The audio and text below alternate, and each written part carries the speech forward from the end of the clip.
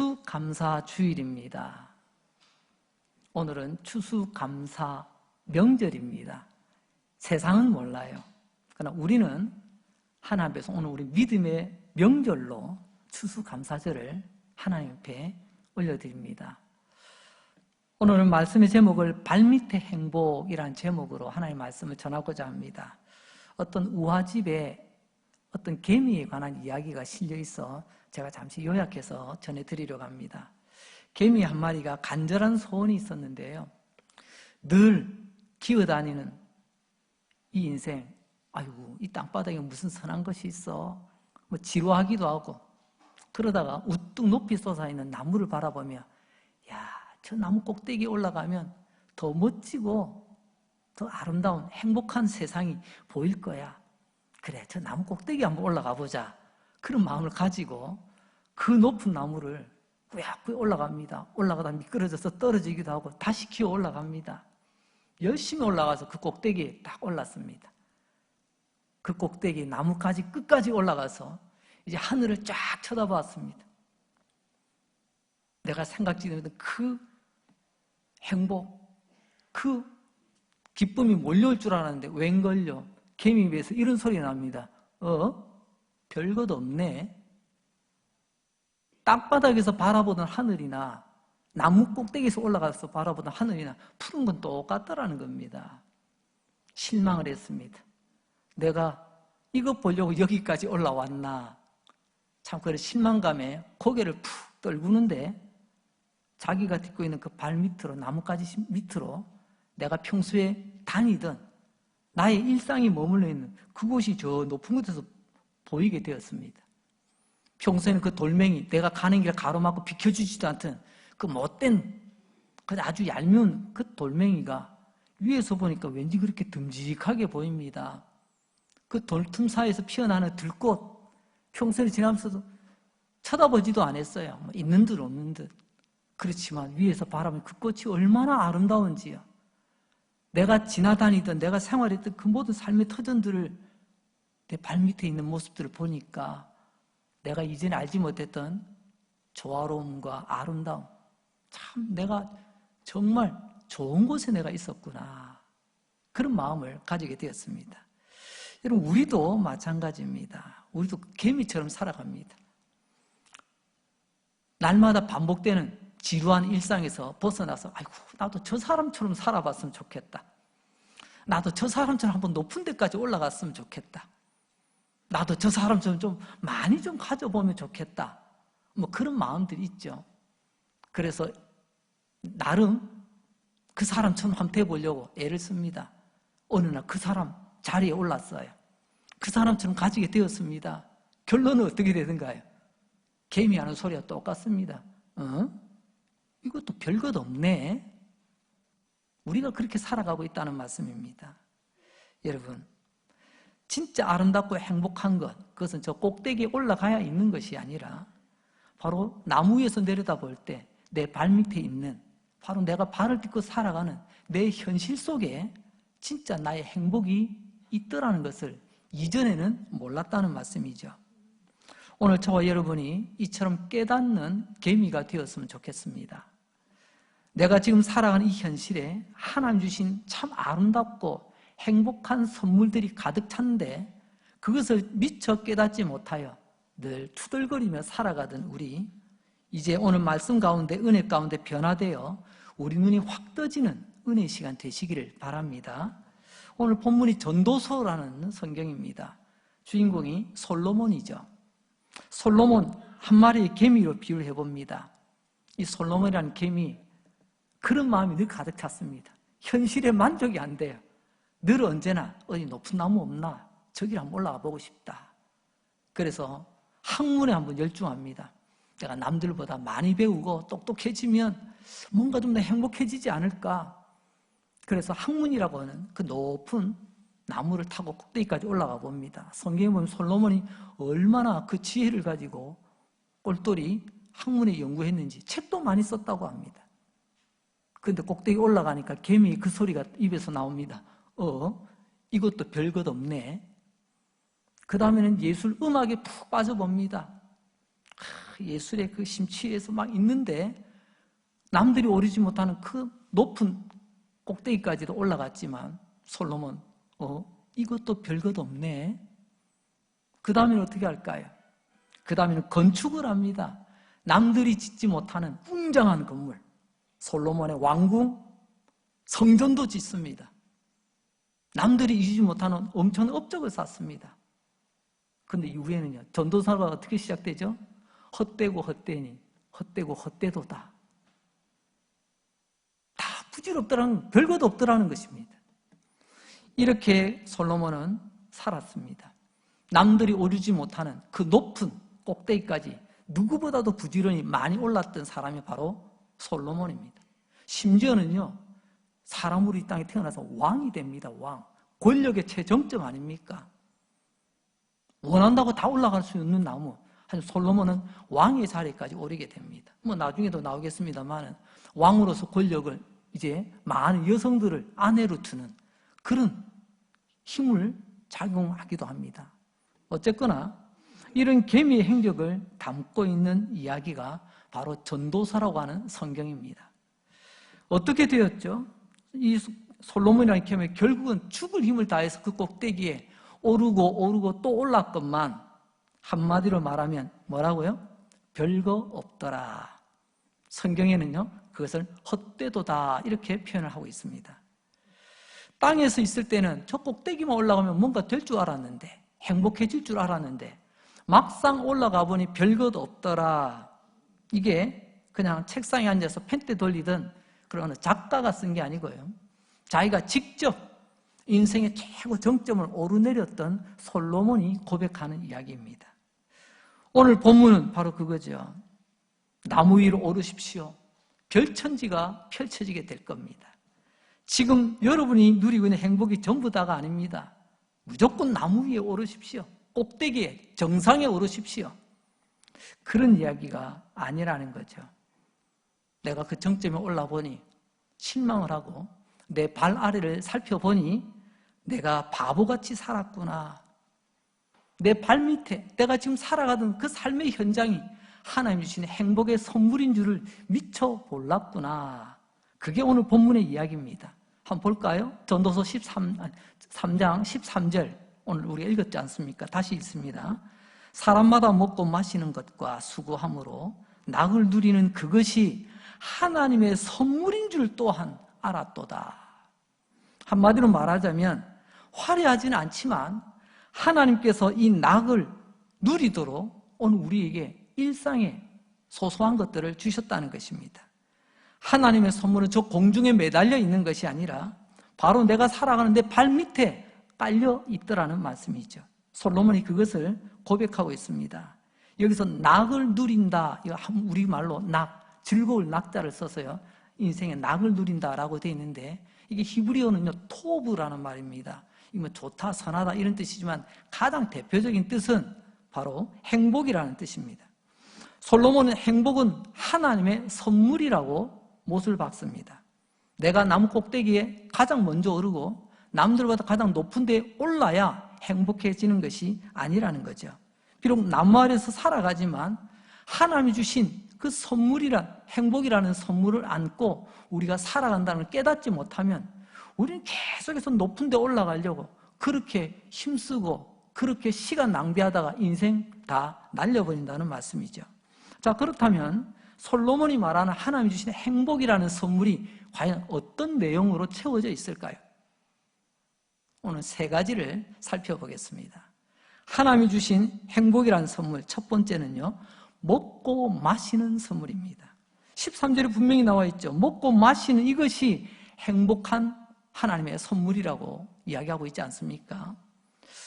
글쎄요, 요즘은 잘 모르죠. 요즘은 뭐 배고픈 것을 모르는 세대 아닙니까? 배고프다 하면 라면 끓여 먹지, 뭐 빵 사 먹지, 뭐 이런 이야기로 대체합니다. 집에 엄마가 음식을 준비 못했다면 편의점 가서 사 먹으면 되지, 이런 시대예요. 하지만 적어도 먹는 것만 있어도 행복하던 시절이 우리는 있었음을 알고 있습니다. 어떤 분은 나의 어린 시절, 어떤 분은 나의 어머니, 아버지 시대가 다른 것 없어도 먹을 것만 있어도 행복했던 그런 시절이 우리에게도 있었다니까요. 성경시대도 마찬가지입니다. 솔로몬도 분명히 말하죠. 저 나무 꼭대기에 하늘에 행복이 있는 것 같았는데 막상 깨닫고 보니까 하늘에 있는 것이 아니라 이 땅에 내가 살아가는 삶의 현장에 하나님께서 행복의 선물을 채워주셨더라는 것이죠. 먹고 마시는 것을 줄여서 양식이라고 합니다. 하나님께서 우리에게 양식을 주셨습니다. 또한 그 먹고 마실 수 있는 상태를 우리는 건강이라고 말합니다. 물 한 모금도 먹을 수 있고 이러면 쌀 한 톤도 씹을 수 있는, 그것을 우리는 건강 상태라고 말하죠. 우리가 살아갈 때 가장 필요한 기본적인 양식과 또 그것을 감당할 수 있는 건강, 여기서 먹고 마신다는 것은 바로 양식과 건강을 묶어서 표현하는 내용 같습니다. 생각해 보십시오. 우리가 욕심만 버리게 되면요, 아이고 저 사람 저기까지 올라갔네, 나도 또 올라가야지. 여러분, 늘 쫓아다니는 삶 어찌 행복할 수가 있겠습니까? 남과 비교하는 건 내려놓으면 지금 우리 삶에 하나님 주신 양식과 건강으로 하나님께서 우리에게 얼마나 큰 행복과 선물을 주셨는지 우리는 깨닫게 될 것입니다. 먹을 것, 그리고 먹을 수 있는 건강, 이게 아주 작고 보잘것없는 소소한 것 같지만 여러분, 그게 바로 하나님께서 우리에게 주신 행복의 선물이라는 것을, 여러분, 인생의 최고의 정점을 두루두루 다 달려본 솔로몬이 고백하는 내용입니다. 여러분, 우리 오늘 이 말씀을 듣고 미련한 개미가 되어 또 다른 나무 찾아서 꾸역꾸역 올라가려고 하지 마시고 오늘 솔로몬의 말씀을 통해서 다시 한번 하나님이 내 발밑에, 내 삶의 현장에 주신 행복의 선물을 잘 붙잡고 감사하게 기쁨으로 달려갈 수 있기를 바랍니다. 마태복음 6장에 보면 우리 흔히 주기도문이라고 하는 예수님께서 제자들에게 가르쳐 주신 기도의 내용이 나옵니다. 그 가운데 마태복음 6장 11절에는 이렇게 말씀하시죠.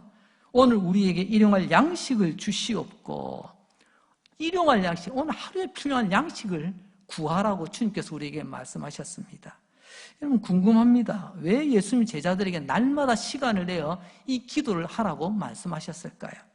이것은 빵이 있고 없고의 문제가 아니라 날마다 이 기도를 하라고 하는 것은 두 가지 이유가 있습니다. 첫째는요, 양식을 누가 주느냐, 하나님이 주신다는 것을 기억하며 기도하라는 것입니다.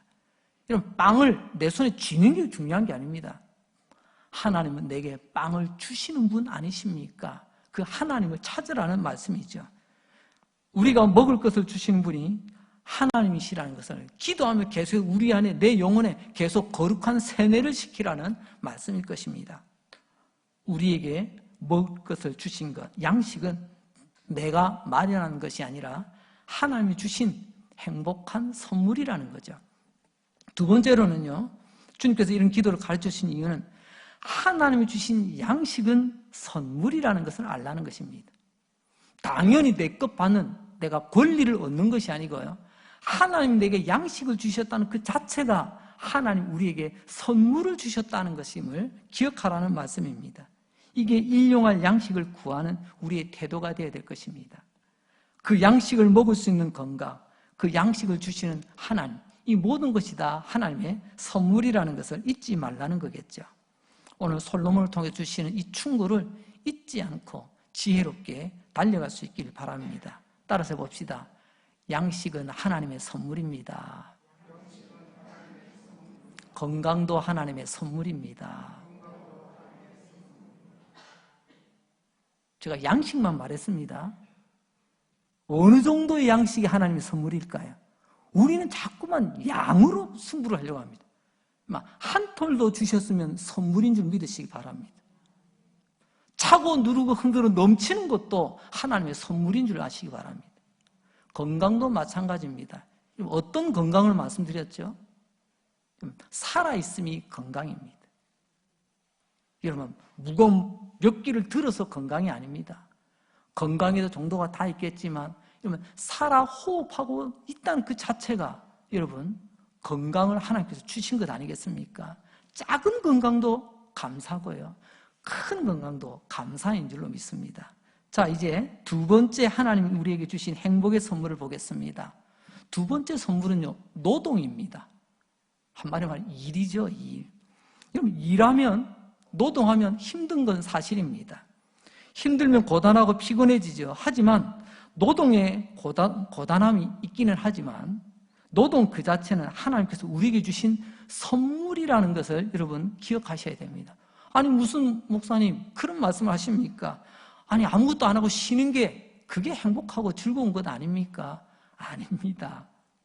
일할 수 있다는 그 자체가 얼마나 큰 기쁨이요 행복인지 아마 경험해 보신 분은 알 겁니다. 고단한 일이지만 내가 뭔가를 할 수 있는 기회를 얻었다는 것, 내가 그 일을 감당할 수 있는 시간을 보낼 수 있다는 것, 이게 얼마나 행복한 일인데요.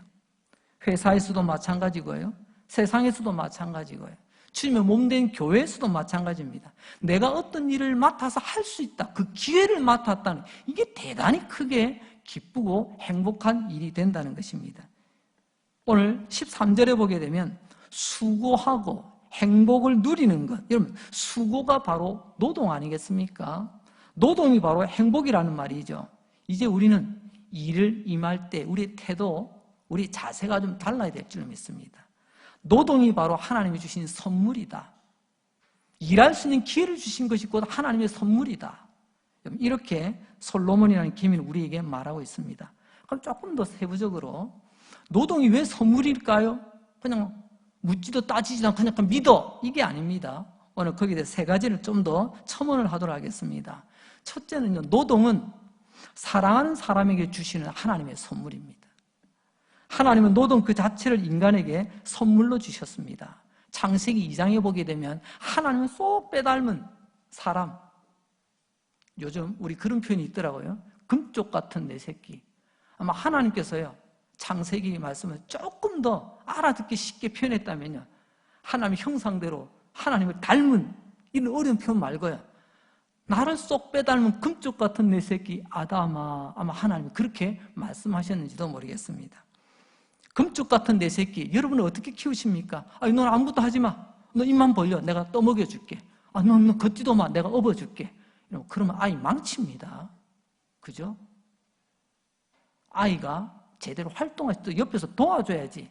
아이가 할 수 있는 건 내가 다 빼앗아서 내가 다 해버리면요, 그건 아이를 사랑하는 게 아닙니다. 아이를 망치는 거예요. 아이가 할 수 없는 것, 위험한 것, 그것은 어른으로서 우리가 지키고 보호해주고 도와줘야 되겠죠. 오늘 우리 하나님도 마찬가지입니다. 나의 형상대로 지음받은 아담, 너 나의 금쪽 같은 새끼야. 너는 아무것도 하지 마. 가만히 있어. 이게 아니에요. 어떻게 하셨죠? 에덴 동산을 잘 돌봐라. 가꾸어라. 그럼 가만히 있으면 가꾸어지나요? 잡초가 나는데. 부지런히 다니면서 일해야 됩니다. 그러니까 한마디로 말하면 하나님께서는 하나님의 사랑하는 아담에게 에덴 동산에서 일할 수 있는 선물을 주셨어요. 근데 에덴 동산에 꽃만 보고 열매만 따먹는 게 아니라 그 에덴 동산에 일할 수 있는 이 은혜, 이 선물, 여러분 이것을 잊지 마셔야 됩니다. 여러분, 노동이 왜 하나님의 선물이고 행복인가? 두 번째는요, 노동을 통하여 양식을 얻게 되는 겁니다. 감나무에서 그냥 감뚝 떨어지는 게 아니고요, 광야시대 이스라엘 백성들 만나가 하늘에서 내려도요, 내 입에 들어갈 때는요, 밖에 나가서 거두어 드리는 수고를 해야 돼요. 이게 노동입니다. 오늘 하나님께서 말씀하십니다. 내가 노동할 때 양식을 얻게 되어지고 그 양식을 통해서 요즘 우리가 경제적 용어로 재화를 얻는다, 뭐 그렇게도 표현하지요. 그것으로 사랑하는 가족, 때로는 친구들과 함께 맛있는 거 먹고 나누고 행복한 시간을 가지기도 합니다. 이런 모든 것들이 바로 노동이 주는 선물 아니겠습니까? 그래서 창세기 24장 35절에 보게 되면 이런 말씀이 나옵니다. 아브라함의 종, 그가 그의 주인 아브라함에 대해서 설명하는 이야기예요. 나의 주인 아브라함은 이런 사람입니다. 한번 보세요. 다시 한번 읽어볼까요? 시작. 여호와께서 나의 주인에게 크게 복을 주시어 창성하게 하시되 소와 양과 은, 금과 종들과 낙타와 나귀를 그에게 주셨다. 여기 보세요. 아브라함, 나의 주인 아브라함은 똑똑하고 부지런하고 참 재주가 좋아서 부유한 사람이 아니라 하나님이 주셨다는 것입니다. 하나님 나의 주인에게 어떤 복을 주셨느냐 6가지가 나오는데요. 소, 양, 은, 금, 종, 낙타, 나귀. 당시 사회에서 가장 귀하게 여기는 것들을 6가지를 나열해 주었습니다. 이것을 하나님께서 주인된 아브라함에게 주셨다고 이 종이 지금 고백을 하고 있죠. 여러분이 한번 여쭤볼게요. 아브라함 하면 뭐가 생각나십니까? 믿음의 아버지 맞습니다. 자, 그럼 또 한번 질문해 볼게요. 믿음의 사람 하면 요즘 뭐가 생각나십니까? 그 사람 믿음 하면 그 사람 기도 열심히 하는 사람이지 아마 기도를 빼뜨리지 않을 것입니다. 아브라함 하나님께 기도하고 하나님께 예배 잘 드리는 사람 맞습니다. 그런데 우리가 알아야 될 것이 있습니다. 아브라함은요 믿음의 아버지요 기도하는 사람이지만 아브라함은 노동의 그 가치를 잘 아는 사람입니다. 무슨 말이냐고요? 아브라함은 믿음의 사람이기 때문에 아침부터 저녁까지 골방에 대해서 기도만 하고 앉아있는 사람이 아니더라는 것입니다.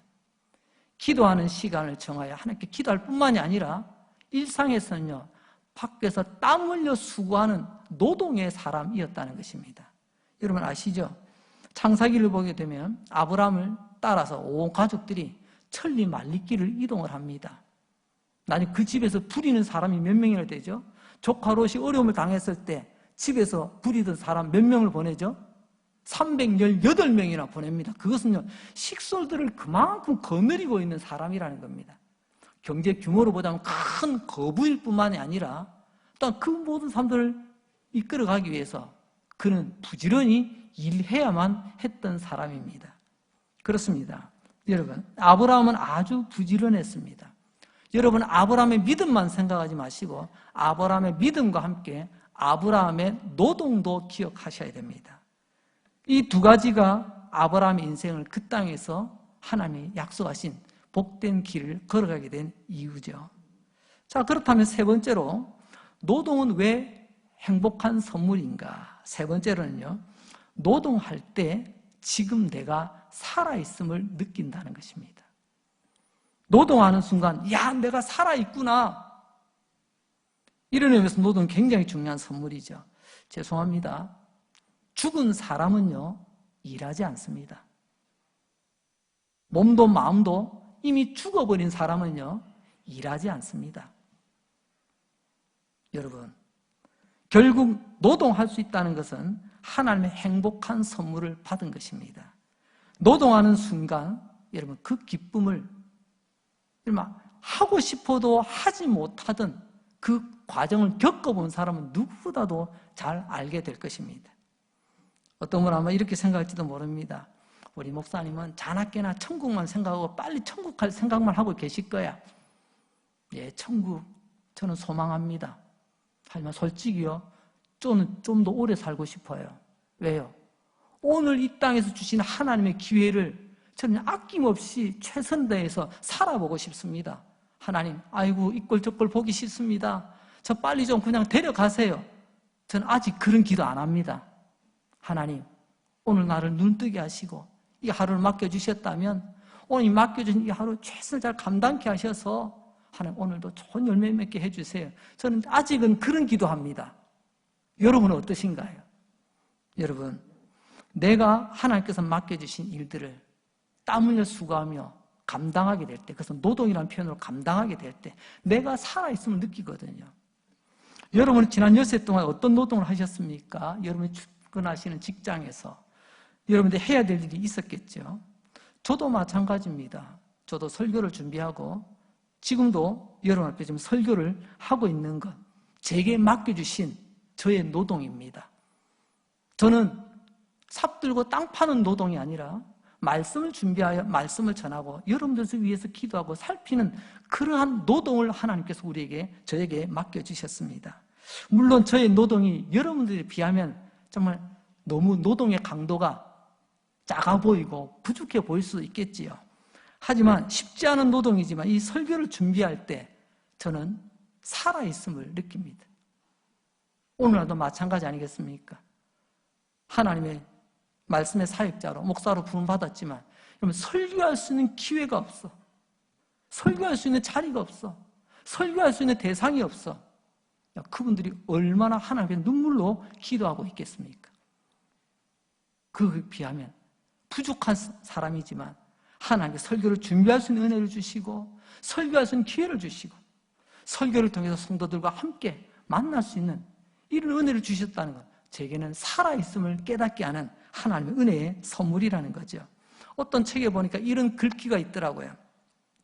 노동은 경건이요 하나님의 선물입니다. 왜냐하면 노동할 때 거친 들숨 날숨, 거기에 하나님의 숨결이 있기 때문에 그렇습니다.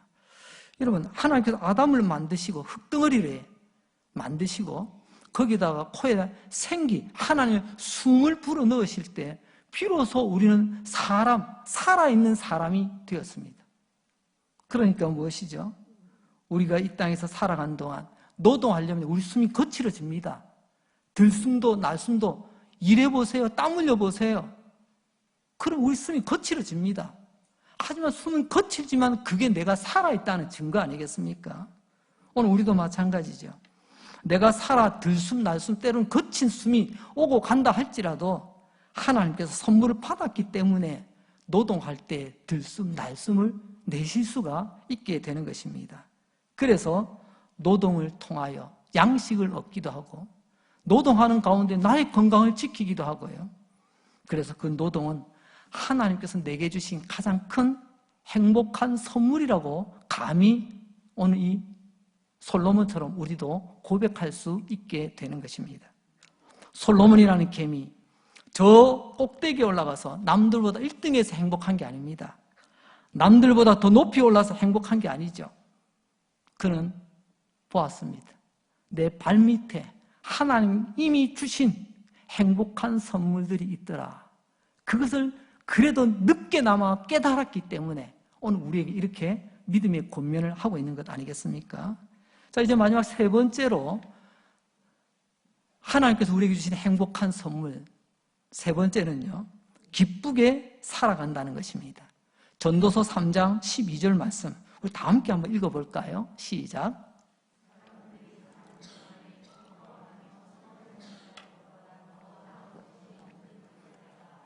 아멘.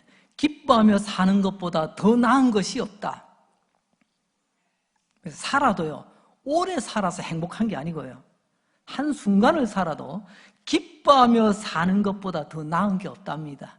여러분, 인정하십니까? 기뻐하며 사는 것이 최고의 행복, 기뻐하며 살아가는 그 행복의 선물을 하나님께서 우리에게 주셨다는 것입니다. 언제요?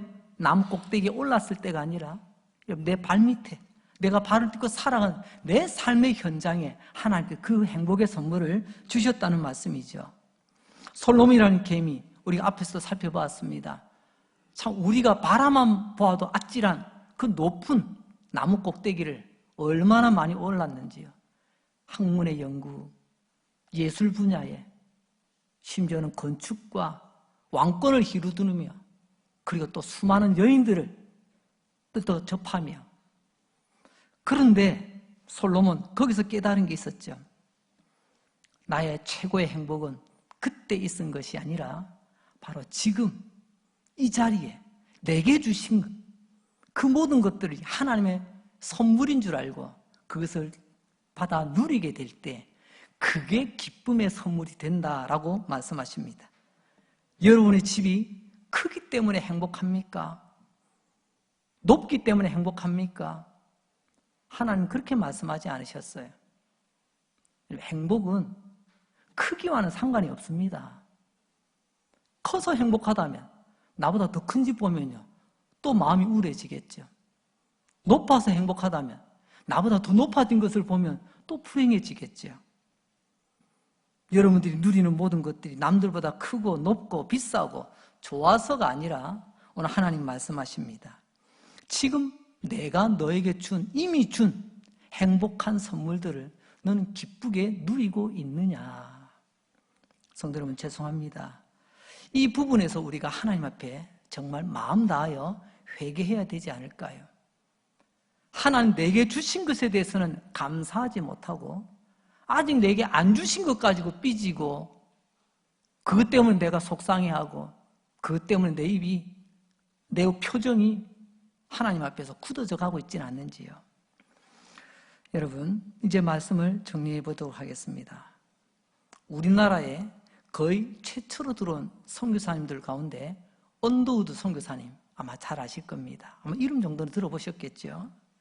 이 선교사 언더우드, 그분은 당신만 선교하다가 끝난 게 아닙니다. 언더우드 1세 그리고 그의 아들도 이 땅에서 이 땅을 섬겼습니다. 그리고 그 아들, 손자 되겠죠. 손자도 이 땅에서 이 나라를 섬겼습니다. 근데 여기서요, 증손자, 언더우드 4세라고 할까요? 그도 이 땅에서 우리나라를 섬겼습니다. 언더우드부터 마지막 증손자까지 해보니까 119년 동안 이 나라를 섬겼습니다. 정말 우리는 눈물나게 감사해야 될 분들입니다. 잠시 왔다 가는 것도 아니고 4대에 걸쳐서 이 땅에 하나님의 복음 들고 와서 얼마나 수고를 하였는지요. 언더우드 선교사의 증손, 그 언더우드 4세라고 할 수 있겠죠. 그분의 이름이 원한광, 한국 이름으로 원한광입니다. 언더우드 선교사님은요, 원두우라는 이름을 가졌다고 합니다. 언더우드 우리말로 빨리 하면 원두우가 된답니다. 그래서 원시가 된 거예요. 그래서 우리가 뭐 다른 원시가 아니고요, 언더우드 원시도 있습니다. 원한광, 그분이 교수 활동을 하시며 이 땅에 섬기시다가 오래전에 이제 미국으로 이제 완전히 이제 귀국을 하셨습니다. 119년 동안 이 땅을 섬기던 언더우드 가문, 그분은 이렇게 떠나면서 책을 하나 썼습니다. 그 내용 가운데 이런 내용이 있습니다. 우리 가문이 저 할아버지 때부터 저까지 한국에서 119년을 섬겼는데 너무 행복했습니다. 하지만 내가 한국에서 33년을 사는 동안 우리 한국 사람은 한 번도 작년보다 올해 경기가 좋아졌다는 말을 들어본 적이 없습니다. 단 한 번도 작년보다 더 살만하다는 말을 들어본 적이 없습니다. 이런 글을 남겼습니다. 여러분, 그분이 남긴 마지막 애정어린 충고를 우리는 귀담아 들어야 될 줄 압니다. 그분이 안 믿는 사람이만 이런 이야기를 했을까요? 이 땅에 믿는 사람이 얼마나 많은데요. 다 묶어서 말합니다. 믿는 사람도 똑같고 안 믿는 사람도 똑같다는 겁니다. 그분의 요지는 그겁니다. 우리는 감사할 줄을 몰라요. 언제나 작년보다 올해가 힘들답니다. 지금 우리 핑계거리 참 좋은 게 있죠. 아이고, 코로나 때문에 힘듭니다. 코로나 전에는 뭐 다른 거 없었나요? 꼭 우리는 뭔가 핑계댈 게 있었거든요. 그래서 항상 작년보다 올해가 더 힘들어요. 항상 우리는 어려운 이유만 찾습니다. 그러다 보니 감사할 기회를 잃어버리게 되는 거죠. 여러분, 우리는 감사할 이유를 찾으라고 하면, 아이고 목사님, 설교는 설교고요. 아니 현실적으로, 아니 내한테 다이아몬드 뭐 한 알이라도 있으면 그거라도 붙들고 내가 감사하지요 라고 우리는 조건을 달려고 합니다. 여러분, 다이아몬드 이야기가 나와서 그런데요, 세계 최대의 다이아몬드 광산이 있는 곳이 어딘가, 아프리카의 시에라리온이라고 하는 나라라고 합니다. 저는 아직 가보지를 못했어요. 그저 방송에서 뉴스로 또 여러 가지 자료를 통해서 아프리카의 시에라리온이라는 나라가 있다, 그것만 알고 있어요. 근데 방송을 이렇게 보니까요, 와, 그건 세계에서 가장 최고의 다이아몬드 채굴하는 광산이 있더라고요. 그러니까 전 세계에서 다이아몬드가 제일 많다는 거죠. 다이아몬드를 제일 많이 가지고 있는 시에라리온, 과연 들여다보고 어떤 삶일까요? 세계에서 가장 가난한 나라 중에 하나입니다. 아침에도 총소리를 일어나고요, 저녁에도 총소리 듣고 자는 나라예요.